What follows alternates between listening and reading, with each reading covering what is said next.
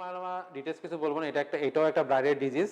Multiple myeloma হচ্ছে ব্লাডের এক ধরনের মেলিগনেন্সি, যেটাতে হচ্ছে দেখা যাচ্ছে পেশেন্টের অনেক ধরনের মানে ওল্ডার স্পেশাল লাইট ইক্লিশন নিয়ে আসে, রিক্যান্ট রেসপিরেটরি ইনফেকশন নিয়ে আসে।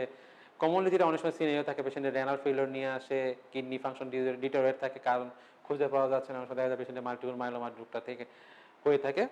তো আপনারা এটাও চিন্তা করে থাকবেন যদি দেখা যায়, আমি মাল্টিপল মায়োলোমা ডিটেলস যাবো না, শুধু বলবো যে মাল্টিপল মায়োলোমা কখন চিন্তা করবেন, একটা ওল্ডার এজের পেশেন্ট অথবা একটা রেনাল ফেলিওরের পেশেন্ট। ওল্ডার এজের পেশেন্ট ফেটিকনেস নিয়ে আসছে, অনেক বডি এক নিয়ে আসছে, এনিমিয়া পাইছেন, হাই এএসআর পাইছেন। হাই এএসআর ডেফিনিট না, জাস্ট বলতেছি আপনাদেরকে, এনিমিয়া, হাই এএসআর, বডি এক, একটা এক্সরে করেছেন দেখছেন যে ভাঙ্গে ভাঙ্গে গেছে, অথবা ফ্র্যাকচার নিয়ে আসে, অবশ্যই চিন্তা করবেন, এটা সাজেশন করতে পারেন এটা মাল্টিপল মায়োলোমা হইতে পারে। কারণ বোন ভেঙে গেছে মানে তো বয়স্ক মানুষ হয়ে গেল তা তো না, কোনো কারণ তো থাকবে। কোনো ফ্র্যাকচার ছাড়াই যদি মানে আঘাত ছাড়াই ভেঙে যায়, কারণ তো অবশ্যই থাকবে না। তাহলে অবশ্যই চিন্তা করতে হবে যে ব্লাডের একটা রোগ শুনছিলাম যে স্যার বলছিল যে এরকম থাকতে পারে, তাহলে মাল্টিপল মায়োলোমা হয়ে থাকে। ডিটেলস ইভ্যালুয়েশনটা পরে আছে, এটা এখন দেখা দরকার না, শুধু খেয়াল রাখলে হতে পারে। তো সিবিসিটাও সেম একই ইম্পর্টেন্ট, হিমোগ্লোবিন, তাতে এখানে ইএসআরটা খুবই ইম্পর্টেন্ট। আর সাথে আমরা এক্সরে করে থাকি, এক্সরে স্কাল করে থাকি, বা অন্য জায়গায় স্কাল এক্সরে করলেও কিন্তু বুঝে থাকি। তো মাল্টিপল মায়োলোমা ম্যানেজমেন্টের ক্ষেত্রেও সেম, মানে আমি আগেও বলেছি অ্যাপ্লাস্টিক এনিমিয়া ট্রিটমেন্ট বাংলাদেশে সব ধরনের ট্রিটমেন্ট অ্যাভেলেবল আছে। মাল্টিপল মায়োলোমার ক্ষেত্রেও same, symptomatic treatment, definitive treatment, কিছু আছে ইমার্জেন্সি ট্রিটমেন্ট, যেটা পেশেন্ট অনেক সময় মাল্টিপল মায়োলোমাতে হাইপার ক্যালসিমিয়ার ফিচার নিয়ে আসে, যেটাতে ইমার্জেন্সি কিছু ম্যানেজমেন্ট করতে হয়। তার পেশেন্টের সাপোর্টিভ ম্যানেজমেন্ট দিতে হয়, যেমন ডিহাইড্রেশন ম্যানেজমেন্ট করা, পেইন ম্যানেজমেন্ট করা।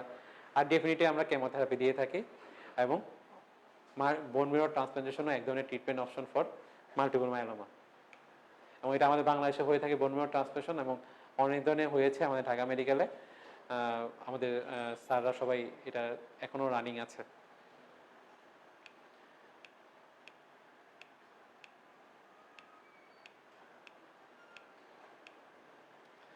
আরেকটা জিনিস আমি আগেও যে সিনারিওটা বলেছিলাম, পেশেন্ট একটা টক্সিক ফিচার নিয়ে আসছে, এনিমিয়া নিয়ে আসছে, পেশেন্ট টক্সিক শর্ট নিয়ে আসছে, এক্সামিনেশনে লিম্ফোপ্যাথি পাইছি। তো সেই পেশেন্টকে বলেছিলাম যে আমি সিবিসিপিএফ করি, কোনো যদি খারাপ সেল পাই তাহলে এটা হচ্ছে বোন মিরর সাইডে চলে যাবো, এটা লিউকোমিয়া। আর যদি খারাপ সেল না পেয়ে যায় তাহলে এটা লিম্ফোমা হতে পারে। তো সে হচ্ছে লিম্ফোমা। লিম্ফোমা হলে কি করতে হবে, যে আমি সিবিসিপিএফ করছি, করে দেখা যায় এরকম কোনো ব্লাস্ট বা মেলিগন্যান্ট সেল নাই, কিন্তু বাকি ফিচার আছে, তাহলে এটা লিম্ফোমা হওয়ার সম্ভাবনা বেশি। কিন্তু সাথে ডিডি কি হইতে পারে, একটা লিম্ফ নোডের, যদিও পরে আছে আমি আগে বলে ফেলতেছি, ডিডি কি হইতে পারে, একটা লিম্ফ নোড নিয়ে লিম্ফোপ্যাথি নিয়ে আসতে, লোকালাইজ লিম্ফ নোড নিয়ে আসতে পারে, জেনারেলাইজ লিম্ফোপ্যাথি নিয়ে আসতে পারে। তো যদি একটা লোকাল লিম্ফ নোড নিয়ে আসে, যেমন একটা ইপিট্রক্লিয়া নিয়ে আসতে, ইপিট্রক্লিয়া নিয়ে আসতে পারে, এন্টিও সার্ভাইকাল নিয়ে আসতে পারে, এখানে একটা লিম্ফ নোড নিয়ে আসতে পারে। তো লোকালাইজ লিম্ফোপ্যাথির কিছু কজ থাকে, জেনারেল লিম্ফোপ্যাথির কিছু কজ থাকে। কমন কজ কি, ইনফেকশাস কজ লিম্ফ নোডের, এই যদি লোকালাইজ থাকলে কমনলি হচ্ছে দাঁতের ভিতরে ইনফেকশন এগুলা, আর বাকি টিউবারকুলোসিস, আর একটা হচ্ছে আমার ব্লাডের লিম্ফোমা। তো সেক্ষেত্রে অবশ্যই লিম্ফোমা যদি সাসপেক্ট করি, পেশেন্টের লিম্ফোমাকে দুই ধরনের লিম্ফোমা থাকে, একটা হচ্ছে হস্কিন লিম্ফোমা আর জাস্ট ইয়াটা। তো পরীক্ষা যদি আমি লিম্ফোমা চিন্তা করে থাকি, হস্কিন লিম্ফোমা, নন হস্কিন লিম্ফোমা। পরীক্ষার ক্ষেত্রে আপনারা জানেন কমন পরীক্ষা যেটা করাবো, আপনারা যেটা করাবেন একটা সিবিসি পিভিএফ করাবেন, একটা লিম্ফ নোড বায়োপসি করবেন। কিন্তু একটা জিনিস খেয়াল রাখবেন, আমরা কমনলি এই ভুলটা করে থাকি, লিম্ফ নোড বায়োপসি আমরা এফএনএসি করি।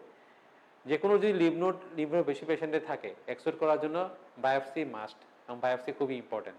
তো সেই জন্য বায়োপসি করবেন, এবং অবশ্যই লিম্ফোমা টিবি এবং ফুল সেকশন বায়োপসি করবেন। একটা লিম্ফ নোডপ্যাথি নিয়ে আসলো, শুধু অর্ধেক কেটে লিম্ফ নোড একজনকে দিলেন, একজনকে দিলেন, এই জিনিসটা করা যাবে না। পুরো লিম্ফ নোডটা বায়োপসি করতে হবে, করে এক জায়গায় পাঠাতে হবে। এবং পাঠানোর পরে ওরা যখন কমেন্ট দিবে, তখন দেখা যায় আমরা বায়োপসি হিস্টোপ্যাথোলজি করে তারা বলতে পারবে যে এটা আসলে কি টিউবারকুলোসিস না লিম্ফোমা। তো আমরা এখন বর্তমানে অনেক ইনভেস্টিগেশন আগায় গেছে, ঢাকা শহরে হচ্ছে, ঢাকা মেডিকেলে হচ্ছে, বা আমরা অনেক সময় ঢাকা বিভিন্ন ডায়াগনোস সেন্টারে হচ্ছে। আমরা ইমিউনোহিস্টোকেমিস্ট্রি একটা পরীক্ষা করে থাকি, যেটা কনফার্ম করার জন্য। তো এটা শুধু জানিয়ে রাখবেন, শুধু আপনারা এই পর্যন্ত করতে পারেন। আর পরবর্তী সময় আমরা দেখা যায় ইমিউনোহিস্টোকেমিস্ট্রি একটা পরীক্ষা করে থাকি, সেটা আপনার মাথায় রাখলো যে ইমিউনোপ্যাথি যখন স্যাররা চিন্তা করে, সেক্ষেত্রে তখন বায়োপসি ছাড়াও ইমিউনোহিস্টোকেমিস্ট্রি বলে একটা পরীক্ষা করে থাকে। আর লিউকেমিয়া পেশেন্টের ক্ষেত্রে বোন মেরো স্টাডি করা ছাড়াও আমরা ইমিউনোহিস্টোকেমিস্ট্রি, তখন হচ্ছে ফ্লো সাইটোমেট্রি করে থাকি, যেমন যে কোনো লিউকেমিয়ার জন্য। সেক্ষেত্রে এটা খেয়াল রাখতে হবে যে লিম্ফ নোডের সময় সাথে বায়োপসি প্লাস হচ্ছে আমরা ইমিউনোহিস্টোকেমিস্ট্রি করে থাকি, তখন ডেফিনিট ডায়াগনোসিসটা হয়ে যায় যে এটা কোন ধরনের লিম্ফোমা, কারণ লিম্ফোমার অনেক ধরনের টাইপস আছে। আর লিউকেমিয়ার ক্ষেত্রে আমরা ফ্লো সাইটোমেট্রি করে থাকি, মলিকুলার সাইটোজেনেটিক্স করে থাকি, ক্যারিওটাইপিং করে থাকি। এই জিনিসটাও খেয়াল রাখতে হবে যে মলিকুলার সাইটোজেনেটিক্স, ক্যারিওটাইপিং এটা করে থাকে, মাথায় থাকলে বুঝতে পারবেন যে না স্যাররা দিয়ে থাকে। তো লিম্ফোমার ক্ষেত্রেও ট্রিটমেন্ট সেম, মানে ট্রিটমেন্ট অপশন কি আছে, সাপোর্টিভ দিয়ে থাকি আমরা। পেশেন্টের জ্বর থাকলে জ্বরের চিকিৎসা, ইনফেকশন থাকলে ইনফেকশনের চিকিৎসা, আর ডিফিনিট ট্রিটমেন্টের মধ্যে কেমোথেরাপি এবং বোন মেরো ট্রান্সপ্লান্টেশন। তো আইটিপিটা খুবই ইম্পর্টেন্ট, যেটা হচ্ছে একটা হেমাটোলজিস্ট হিসেবে বা হেমাটোলজিস্টের ট্রিটমেন্টের জন্য খুবই একটা ফেসিনেশন জিনিস, যেটা আমি আগেও বলেছি যে পারপুরার সময় বলেছি, আবার একটা প্লেটেট কাউন্ট কম ছিল সেটা সিনারিও বলার সময় বলেছি, তো আবার বলতেছি। তো এই হচ্ছে আইটিপি পেশেন্ট আসছে, যে একটা ইয়াং পেশেন্ট, 24 বছর বয়স, ব্লিডিং নিয়ে আসছে, পারপুরা নিয়ে আসছে, পেশেন্টের কোনো জ্বর টর কিছু নাই। সেক্ষেত্রে দেখা যায় যে জ্বর নাই, জয়েন্ট পেইন নাই, লিম্ফ নাই, কিছুই নাই। সেক্ষেত্রে দেখা যায় আমরা এক্সামিনেশন করে চিন্তা করছি, কি করছি, ওই যে একটা ব্লিডিং ডিসঅর্ডার হতে পারে, যেহেতু ব্লিডিং নিয়ে আসছে মানে ব্লিডিং ডিসঅর্ডার। এটা এখন হতে পারে প্লেটেট কাউন্ট কমার জন্য হতে পারে, এটা যে কোনো ক্লটিং ফ্যাক্টর কমার জন্য হতে পারে, বিভিন্ন ডিসফাংশনের জন্য হতে পারে। তো সেক্ষেত্রে ব্লিডিং পারপুরা নিয়ে আসলে সেটা চিন্তা করতে হবে। কমনলি দেখা যায় যদি সবগুলা কজ আমরা এক্সক্লুড করতে পারি, যেমন সিবিসি পিপিএফ করলাম, শুধু প্লেটেট কাউন্ট কম, বাকি সব ভালো। তারপরে দেখা যাচ্ছে একটা ইউরিনারি করছি ভালো, কোয়াগুলেশন প্রোফাইল করলাম, দেখা গেল যে পেশেন্টের পিটিএপিটি করলাম, তো এটাও নর্মাল আসছে। তো সেক্ষেত্রে কি চিন্তা করব, শুধু খালি প্লাটেটের সমস্যা। যখন দেখবো শুধু প্লাটেটের সমস্যা, কোয়াগুলেশন প্রোফাইল নর্মাল, তখন আমরা চিন্তা করে থাকি এটা আইটিপি। এবং ডেঙ্গু টেস্টও করলাম, পেশেন্ট জ্বর নাই তাও করলাম, ডেঙ্গু টেস্টও নেগেটিভ, সেক্ষেত্রে আমরা চিন্তা করি আইটিপি। তো আইটিপি চিন্তা করে থাকলে আমরা স্টেরয়েড দিয়ে থাকি, প্রথমে একটা 1 মিলিগ্রাম পার কেজি করে স্টেরয়েড দিয়ে থাকি, যে সেটা আমি ট্রিটমেন্টটা দিয়েছি, এটা জাস্ট আপনারা প্রেসক্রাইব করবেন না, জাস্ট জেনে রাখলেন, যদি কোনো সময় লাগে এক্সপার্ট অপিনিয়ন নিয়ে আপনারা করতে পারেন। ট্রিটমেন্ট দিয়ে থাকি এবং অবশ্যই এক্সপার্ট অপিনিয়ন নিয়ে, কারণ স্টেরয়েড দিলে অনেক ধরনের সাইড এফেক্ট হয়ে থাকে, এবং গ্রাজুয়ালি ট্যাপার করে নিয়ে আসি। এবং অনেক পেশেন্ট দেখা যায় এই স্টেরয়েড দিলে ইমপ্রুভ হয়ে যায়। স্টেরয়েড ছাড়াও আমরা অনেক ধরনের ড্রাগ ব্যবহার করে থাকি, যেমন থ্রম্বোপোয়েটিক অ্যাগনিস্ট, থ্রম্বোবেগ ব্যবহার করে থাকি, অনেক সময় পেশেন্টকে আমরা স্পিনেক্টমি করে থাকি বা বিভিন্ন ইমিউনোসাপ্রেসিভ ড্রাগ দিয়ে থাকি, কিন্তু ফার্স্ট লাইন ট্রিটমেন্ট হচ্ছে স্টেরয়েড। কারণ একটা প্লেটেট কাউন্ট কমে গেছে, সে যদি আইটিপি পেশেন্ট হয়ে থাকে, মানে ইমিউনোথ্রম্বোসাইটোপেনিয়া নিয়ে পারপরা হয়ে থাকে, সেক্ষেত্রে আপনি যতই প্লাটেট ট্রান্সফিউশন দেন না কেন, যত অ্যান্টিবায়োটিক দেন না কেন, প্লাটেট কাউন্ট কখনোই উঠবে না। কারণ এখানে ট্রিটমেন্ট কি, ডি ট্রিটমেন্ট হচ্ছে স্টেরয়েড। আমি যেমন আগে বলেছি autoimmune haemolytic anaemia, D treatment কি, স্টেরয়েড। যেটা যেটা ট্রিটমেন্ট সেটা ট্রিটমেন্ট না দিলে তো ইমপ্রুভ হবে না। তো আইটিপি ট্রিটমেন্ট কিন্তু সেম, আমরা স্টেরয়েড দিয়ে থাকি, স্টেরয়েডের কাজ না হলে থাকে আমরা পেশেন্টকে থ্রম্বোপোয়েটিন রিসেপ্টর অ্যাগনিস্ট দিয়ে থাকি, থ্রম্বোবেগ অথবা রোমিপ্রস্টিন দিয়ে থাকি, স্টেরয়েড ট্যাপারিং করি, আর আদার ট্রিটমেন্টের মধ্যে হচ্ছে স্পিনেক্টমি। খুবই একটা ইম্পর্টেন্ট জিনিস হচ্ছে ব্লিডিং ডিসঅর্ডার। যে আমি বললাম সিনারিও ভাবে এনিমিয়া পড়লাম, একটু লিউকেমিয়া পড়লাম, মেগালোবাস্টিক এনিমিয়া পড়লাম, ব্লিডিং ডিসঅর্ডার খুবই ইম্পর্টেন্ট। তারপর কি নিয়ে আসছে ব্লিডিং, ওই যে বললাম যে আগের হিস্ট্রিটা, এমনি ব্লিডিং নিয়ে আসছে, nasal bleeding, tooth bleeding, vaginal bleeding, মানে মেনস্ট্রুয়াল ব্লিডিং, পাররেক্টাল ব্লিডিং। তো ব্লিডিং নিয়ে আসলেই ব্লিডিং ডিসঅর্ডার। কি জন্য হতে পারে, প্লাটেট কাউন্টের জন্য। প্লাটেট কাউন্ট কম, শুধু যদি দেখা যায় প্লাটেট কাউন্ট শুধু কমে, সেক্ষেত্রে আমরা চিন্তা করে থাকি এটা আইটিপি, অথবা ডেঙ্গু বা ইনফেকশাস কারণে তো হইতে পারে, যেহেতু হেমাটোলজিক্যাল জিনিস আমি শুধু আইটিপি বলতেছি, অন্যান্য কারণ তো আপনারা করবেন। আর ব্লিডিং ডিসঅর্ডার মানে কমনলি যেটা হচ্ছে যে কোয়াগুলেশন ফ্যাক্টর কমে যাওয়া, যে কোয়াগুলেশন ফ্যাক্টর কমে গেলে অনেক সময় ব্লিডিং ডিসঅর্ডার হয়ে থাকে। আর প্লেটেট ডিসফাংশন অথবা প্লেটেট কমে যাওয়া আর কোয়াগুলেশন প্রোফাইল যেগুলো আছে সেগুলো কমে গেলেও ব্লিডিং ডিসঅর্ডার হয়ে থাকে। তো আমরা একটা পেশেন্ট এভাবে নিয়ে আসছে, তো ব্লিডিং ডিসঅর্ডারের মধ্যে দেখা যায় ওই যে বললাম যে একটা আছে ব্লিডিং নিয়ে আসে, কেউ কেউ আছে সারফেস ব্লিডিং নিয়ে আসে, এমনি ব্লিডিং নেই, কেউ সারফেস ব্লিডিং নিয়ে আসে, মানে চামড়া নিচে নিচে, কেউ আছে আবার জয়েন্ট ব্লিডিং নিয়ে আসে। তারপরে যেটা খেয়াল রাখবেন, কেউ ব্লিডিং ডিসঅর্ডার নিয়ে আসে, সারফেস ব্লিডিং নিয়ে আসলে আমরা ইউজুয়ালি চিন্তা করে থাকি এটা ক্লটিং ফ্যাক্টর ডিফিসিয়েন্সিটা মানে হওয়ার সম্ভাবনাটা কম, মানে ক্লটিং মানে যেগুলা মানে কোয়াগুলেশন ডিসঅর্ডার হওয়ার সম্ভাবনা কম। কোয়াগুলেশন ডিসঅর্ডার হলে ইউজুয়ালি এটা ডিপ ব্লিডিং হয়, মানে জয়েন্ট ব্লিডিং হবে, ইন্টারনাল ব্লিডিং হবে। আর প্লাটিড বা অন্যান্য কারণে হলে এটা সারফেস ব্লিডিংটা বেশি হয়। তো পেশেন্টের রেডিশ স্পট নিয়ে আসছে, ব্লিডিং হিস্ট্রি নিয়ে আসছে, তার আবার সার্কামসিশন বা যেমন কাট ইঞ্জুরির পরে ব্লিডিং হয়তো, ফ্যামিলি হিস্ট্রি আছে। ব্লিডিং ডিসঅর্ডারে ফ্যামিলি হিস্ট্রি খুবই ইম্পর্টেন্ট। যদি ফ্যামিলি হিস্ট্রি থাকে, ডায়াগনোসিস হয়ে গেল।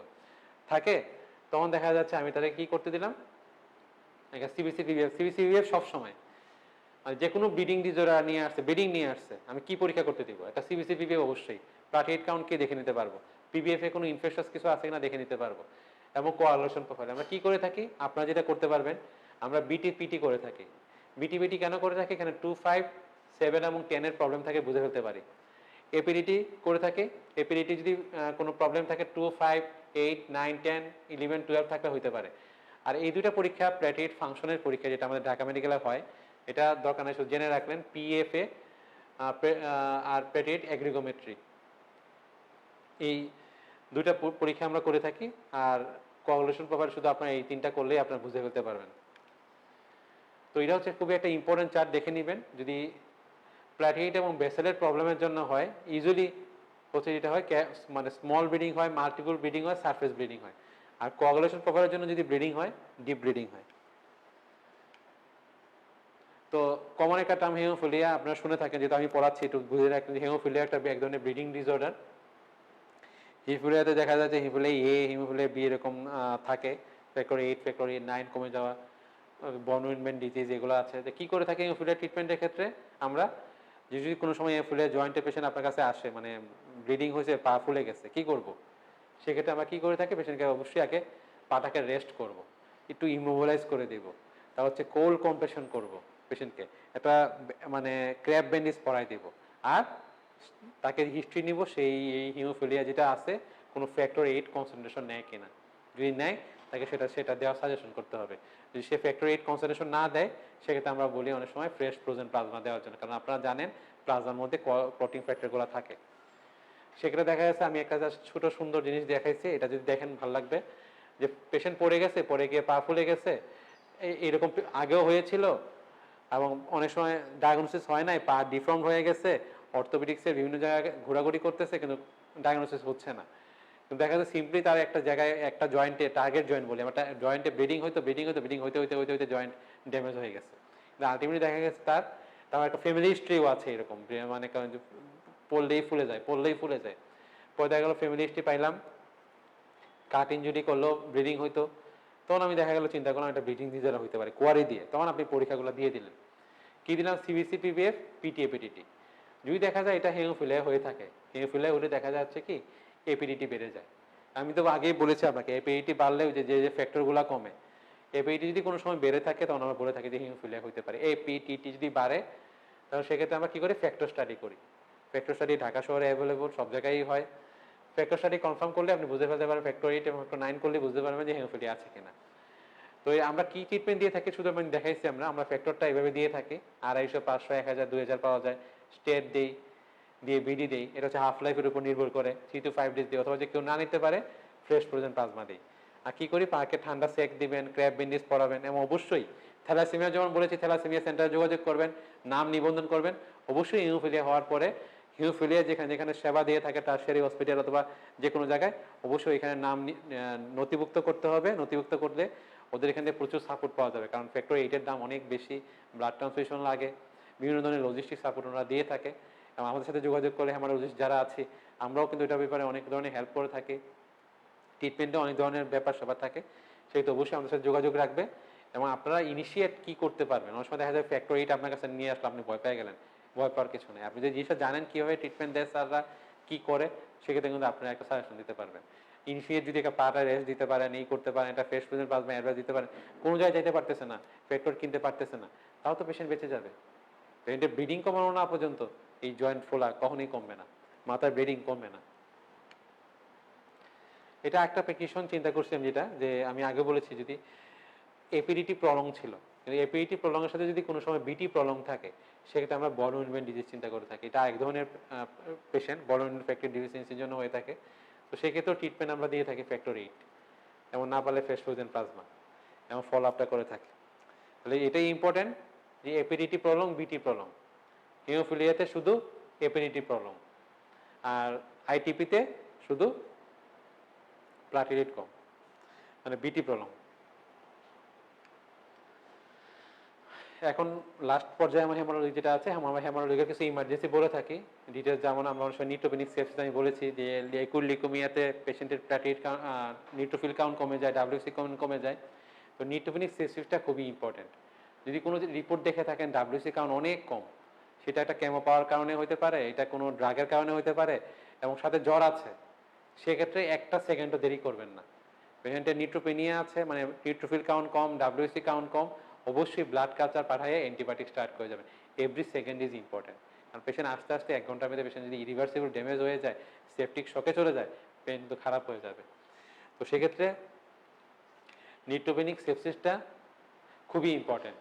যে পেশেন্টের টেম্পারেচার আছে 38.5 ডিগ্রি সেলসিয়াস ও 3 রেকর্ডিং অ্যাবাভ, মানে একটা রিডিং 38.5 এর উপরে উঠে গেছে, অথবা তিনটা রিডিং 38 এর উপরে আছে ওভার 12 আওয়ার পিরিয়ড, আর অথবা 38 এর উপরে আছে 1 ঘন্টা, মানে জ্বর আছে, সাথে হচ্ছে প্লাটেড নিউট্রোফিল কাউন্ট, মানে এএনসি বলি, নিউট্রোফিল কাউন্ট 500 কম, জ্বর একটা নিউট্রোফিল কাউন্ট 500 কম, তখনই চিন্তা করবে যে নিউট্রোপেনিয়া। সার্চ তো করবেনি নিউট্রোপেনিয়া কেন হয়েছে, কোনো ডিজিজের কারণে হয়েছে, ড্রাগের কারণে হয়েছে, রিসেন্ট কোনো কেমো পাইছে, এগুলোর জন্য হয়েছে, এটা তো চিন্তা খুঁজবেনি। প্রথমে হিস্ট্রি নিয়ে নেবেন, কোনো মেলিগনেসি কেমন ইচ্ছে কিনা, এগুলো নিয়ে আমি অবশ্যই একটা মানে পেশেন্টকে মানে হারবার অনেক সময় মেডিসিন খায়, মানে যে কোনো উল্টাপাল্টা ড্রাগ খেলেও হতে পারে, হিস্ট্রি নিয়ে আর্জেন্ট একটা blood culture, urine culture, routine পরীক্ষা পাঠিয়ে অ্যান্টিবায়োটিক শুরু করে, অবশ্যই একটা ব্রড স্পেকট্রাম অ্যান্টিবায়োটিক, যেখানে আমরা অবশ্যই যে কেসিন বলছি, কেসিনটা থাকে গাম নেগেটিভ কাভারেজের জন্য, আর এখানে আপনি সেফটি পাইম, সেপ্টাজিডিম, সেপ্ট্রাক্সোন, মেরুপেনাম, মানে ব্রড স্পেকট্রাম অ্যান্টিবায়োটিক ইম্পর্টেন্ট, কারণ খুবই ইম্পর্টেন্ট। আপনারা যখন একটা এমআই পেশেন্ট হলে, আমি আবারও বলি, একটা এমআই পেশেন্ট হলে একুট এমআই যেমন খুবই ইম্পর্টেন্ট, প্রতিটা সেকেন্ড ইম্পর্টেন্ট, কারণ আমি emergency PCI, rescue PCI, thrombolysis যেমন ইম্পর্টেন্ট, এবং একটা ইউরোমিয়া ফিচার নিয়ে সেটা জন্য খুবই ইম্পর্টেন্ট। হ্যামারোলজিতে অনেক জিনিস আছে যেটা হচ্ছে খুবই খুবই ইম্পর্টেন্ট। সিম্পল জিনিস সিম্পলভাবে যদি চিন্তা ভাবনা করতে হবে না। নিউট্রোপেনিক সেপসিসে এভরি সেকেন্ড ইজ ইম্পর্টেন্ট, সেটা একটু খেয়াল রাখতে হবে।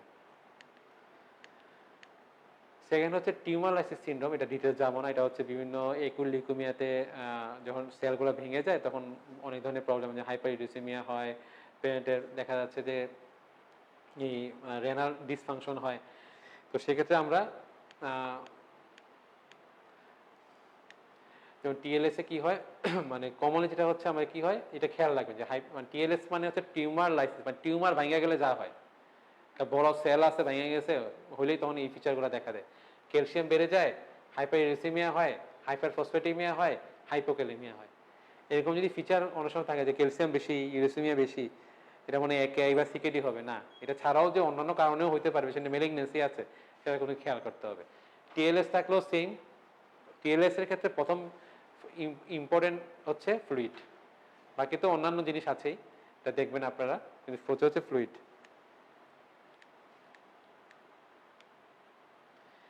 ডিআইসি একটা কমন ইম্পর্টেন্ট জিনিস, যেটা কমনলি আপনারা পেয়ে থাকেন, গ্রামেগঞ্জে পাবেন, একটা ডেলিভারি হয়েছে, ইনকমপ্লিট অ্যাবর্শন হয়েছে, পেশেন্টের এখন খারাপ হয়ে গেছে, জ্বর আসছে, সেক্ষেত্রে অবশ্যই ডিআইসি চিন্তা করতে হবে, যে ব্লিডিং হচ্ছে, সিবিসি রিপোর্ট করলেন যে প্লেটলেট কম, মানে জ্বর আছে, কমনলি ডিআইসি হয়ে থাকে। তো ডিআইসিও সেম, নিউট্রোপেনিক সেপসিস আমরা মানে মানে ইনফেকশনটা কাভার করার চেষ্টা করি, গ্রাম পজিটিভ গ্রাম নেগেটিভ দিয়ে করার চেষ্টা করি, ব্লাড প্রোডাক্ট যদি লাগে ব্লাড প্রোডাক্ট দিয়ে থাকি, আর কারণ খোঁজার চেষ্টা করি যে কেন ডিআইসি হয়েছে।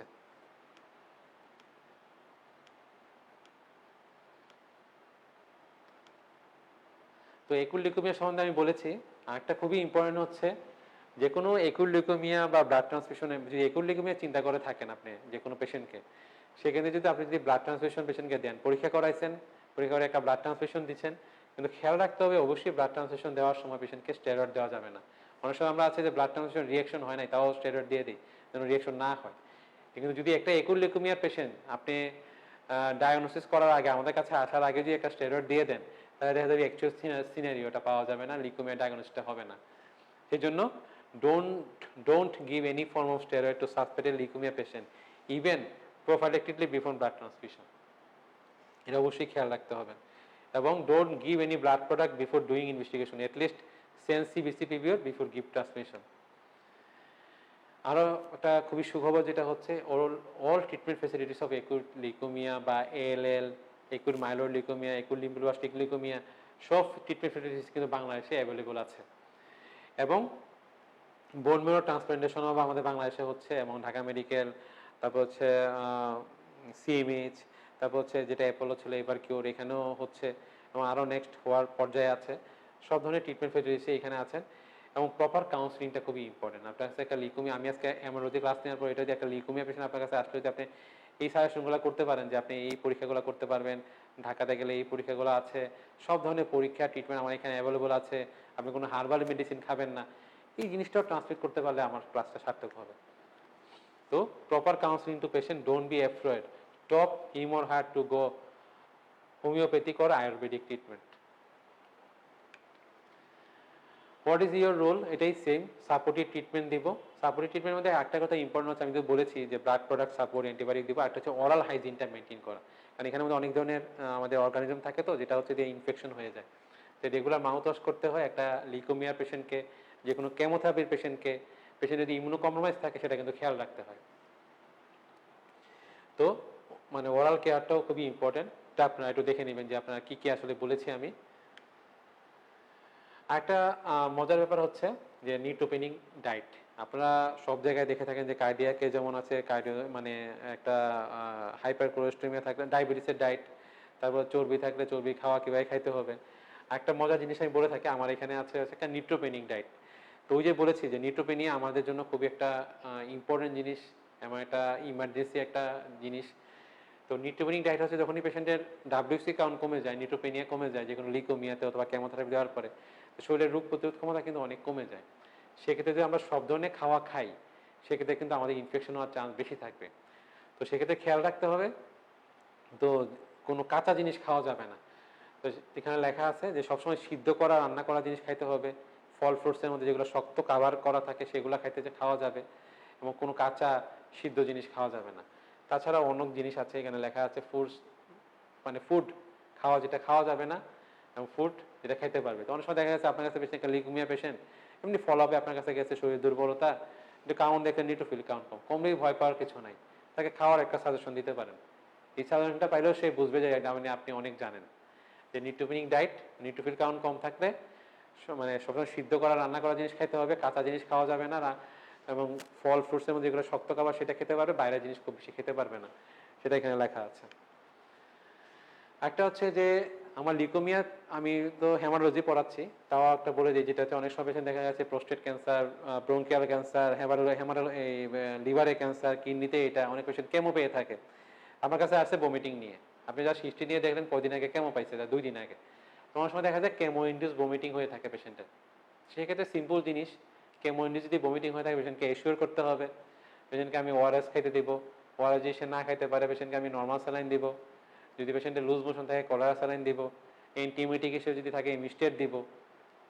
তারপরে হচ্ছে এবং যদি লুজ মোশন থাকে, যে কেমোথেরাপি দিলেও পাইলেও পেশেন্ট এখন কদিনের, কারণ কেমোথেরাপি পাইলে জানেন যে সব ধরনের মিকোসাইটিস হয়ে থাকে, মিকোসাইটিস হওয়ার কারণে লুজ মোশন হয় পেশেন্টের।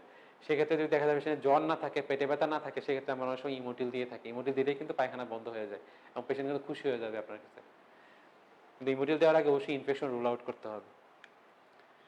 তো এটা একটা কমন, যে বমিটিং নিয়ে আসছে, লুজ মোশন, যেখানে আপনার কাছে আসছে বমিটিং লুজ মোশন নিয়ে চেম্বারে বসে আছেন, ও আচ্ছা ঠিক আছে স্যালাইন খান, অ্যান্টিবায়োটিক খান, আপনি কোনো হিস্ট্রি নিলেন না, কিন্তু এটা কিন্তু করা যাবে না। বমিটিং লুজ মোশন যে আমার হ্যামাটোলজিক্যাল কিছুই হতে পারে, একটা মেলিগনেসির কারণে হতে পারে, এটাও কিন্তু হতে পারে, এটা মাথায় রাখতে হবে। আপনি দেখলেন ডিহাইড্রেশন নাই, পেশেন্টের ডিহাইড্রেশন আছে, কারণ জানেন তো বমিটিং ডায়রিয়া হলে ডিহাইড্রেশন থাকবে না। যে কোনো ইনফেকশাস কারণে যদি বমিটিং ডায়রিয়া হয়, ডিহাইড্রেশন দেখতে হবে, সানস্ক্রিন আন দেখতে হবে, আই দেখতে হবে, বিপি কেমন আছে দেখতে হবে। দেখলেন, তখন যদি দেখলেন যে না কেমোথেরাপি পাইছে, তখন আপনাকে বলতে পারবেন যে কেমোথেরাপি ইন্ডিউস গ্যাস্ট্রোএন্টারাইটিস। তো আপনি রুটিন পরীক্ষাগুলো পাঠাইলেন, সাথে কি দিলেন, স্যালাইন দিলেন, অ্যান্টিমিটিক দিলেন, গ্যাস্ট্রিকের ওষুধ দিলেন, একটা অ্যান্টিবায়োটিক দিলেন যদি দেখা যায় জ্বর থাকে, আর যদি দেখা যায় জ্বর নাই, ইনফেকশন নাই, সেক্ষেত্রে একটা মানে অ্যান্টি মডারেটেড ড্রাগ দিলেন, যেটা ইমোটিল বলে থাকে, সবাই চিনে, যেটাই কিন্তু পেশেন্টের লুজ মোশন কমে যাবে। এবং পেশেন্টকে অবশ্যই ফলো আপ করতে হবে। ফলো আপ করার পরে পেশেন্ট ইমপ্রুভ হওয়ার পরে পেশেন্টকে বলতে পারেন ঠিক আছে আপনি সংশ্লিষ্ট যে স্পেশালিস্টকে দেখাইছিলেন ওইখানে যান। তো আমার আজকে এখানেই শেষ। তো যেটা হচ্ছে আমি লাস্ট কথা ওভারঅল বলতে চাই যে আমার হেমাটোলজিক্যাল সাবজেক্টটা হচ্ছে হয়তো আপনাদের একটু বেসিক কাছে ইন্টারেকশনটা হচ্ছে যে আমার কমন রোগগুলো একটু বোঝা, এটার সাথে অন্যান্য জিনিসগুলো একটু একসাথে না করে ফেলা, এবং কমন ইনভেস্টিগেশন, একটা সিবিসি, একটা পিবিএফ, আমি অনেক কিছু বুঝে যাব। ব্রিডিং ডিজঅর্ডার আছে, আমি একটা বিটি মানে ব্রিডিং টাইম, প্ল্যাটেরিড টাইম, এপিটিটি করাই ফেলতে পারতেছি। যদি আমি এখন আয়রন আই দিয়ে চিন্তা করছি, একটা আয়রন প্রোফাইল করে আমি বুঝতে পারতেছি। তো আমাদের এই হেমাটোলজি সাবজেক্টটা রাখা হয়েছে এই কারণে যে আমি হেমাটোলজির সাথে সাথে যে অন্যান্য মানে অ্যাকচুয়াল ডায়াগনোসিসটা করে ট্রিটমেন্টটা দেওয়া। যখন আপনি এখন তো সবাই আগায় গেছে, পরীক্ষা সবসময় হচ্ছে। যখন আপনি অ্যাকচুয়াল ডিজিজ দিয়ে ট্রিটমেন্ট করতে পারবেন, পেশেন্টকে কাউন্সেলিং করতে পারবেন, পেশেন্ট দেখবেন যে অবশ্যই আপনার কাছে যাবে এবং আপনাকে অবশ্যই শ্রদ্ধা করবে। তো হেমারোলজিক্যাল সব জিনিস সম্বন্ধে আমি যতটুকু পারি চেষ্টা করেছি আপনাকে একটু আইডিয়া দেওয়ার জন্য। যখন আমাদের সাথে আবার আমাদের একটা ইন্টারাকশন হবে, যদি কোনো কোয়েশ্চন থাকে লিখে রাখবেন, যে কথাগুলো বুঝেন নাই লিখে রাখবেন।